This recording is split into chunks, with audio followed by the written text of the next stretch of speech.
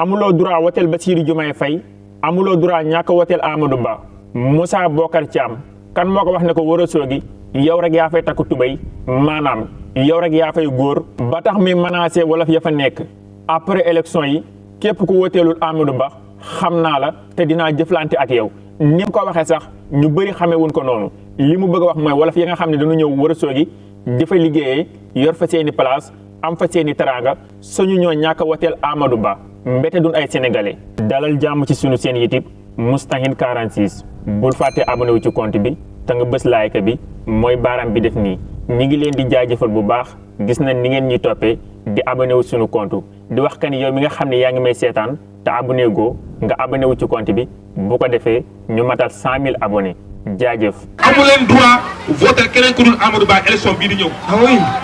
parce que boo votelee opposition mooy yaa ngi wàññi di fi liggéey di fi am sa teranga dem di voter opposition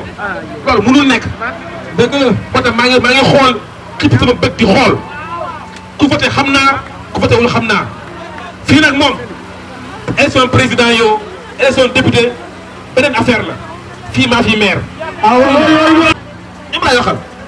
waxu mag ko ànd ak Amadou Ba may mbokk sama mbokku olof yi wala mbokk commerçant yi mbokk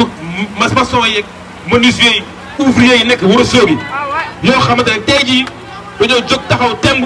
pour voter contre Amadou Ba. moo tax système bii fi nekk bis bu sénégalais yi dof-dofloo ba Sénégal delluwaat ci seeni loxo sénégalais yi dinañ dellu ci jaam goo xam ne si nii moo gën a tar te gën a metti jaam gi nu jugee ndax loxo yi Sénégal di delluwaat moo gën a bon loxo yi mu jugee. bu la kenn wax ne Bassirou Diomaye Faye dansé la ci Sénégal ba waral nga gëm ko dansé la ci kuy sàcc alalu Sénégal dansé la ci kuy salfaañi réewum Sénégal dansé la ci kuy jàpp sa moroomu doomu aadama jàppe ko jaam foog ni yow yaa ko moom waaye liberté la ci Sénégal bànneex la ci bépp askanu Sénégal boo xam ni bëgg nga liberté ak développement bu jëm ca kanam. bu fekkee ni sama carte d'identité mooy génne Sénégal ci ndóol bu dimanche ak jàmm Sénégal dina rëcc ci ndóol bu fekkee ni sama carte d'identité mooy tax ndaw ñu duutuñu jël gaal yi bu dimanche ak jàmm géej gi dinañ ko bàyyee ak mool yi bu fekkee ni sama carte d'identité mooy tax ndaw ñi duñu jaar ci désert bi ndaw ñi mucc nañ ci dee ci àll bi seeni bàmmeel sori seeni mbokk